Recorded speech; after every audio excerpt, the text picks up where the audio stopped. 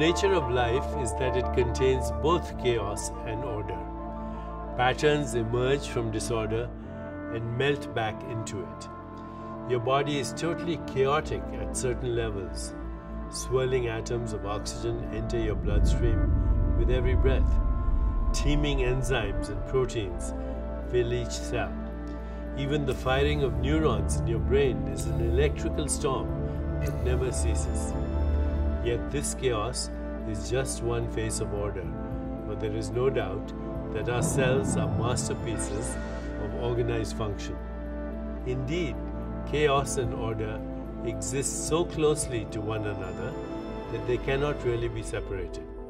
As the German philosopher Nietzsche once said, "You must have chaos within you to give birth to a dancing star." And that is literally true, for the swirling primordial gases that formed the early universe had to precede the birth of galaxies.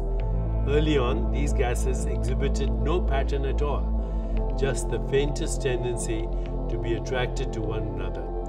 Yet out of that faint hint of gravitational pull, a chain of events was set into motion that eventually led to the inception of human DNA, a molecule so complex that to disturb any one of its 3 billion genetic units could make the difference between life and death.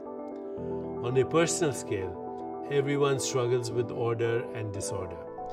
Things have a tendency to fall apart. What was once fresh and ripe eventually decays. What was young grows old and dies.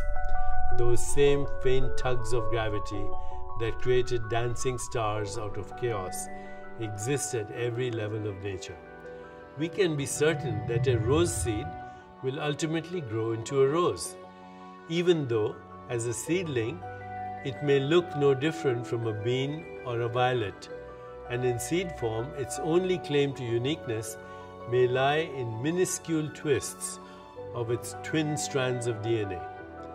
Modern life is so full of pressures, pushing this way and that most of us react by trying to impose order upon it.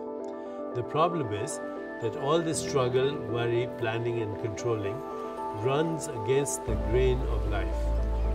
Life compresses chaos and orderliness together. You cannot have one without the other. If you want to be in the flow of life, you can't struggle against it at the same time. Perhaps your future consists of not one scenario, but all possible ones. They branch out from the present moment like invisible threads of potential. If you can accept the flow of life and give in to it, you will be accepting what is real. Only when you accept what is real can you live with it in peace and happiness. The alternative is a struggle that will never end because it's a struggle with the unreal, with the mirage of life instead of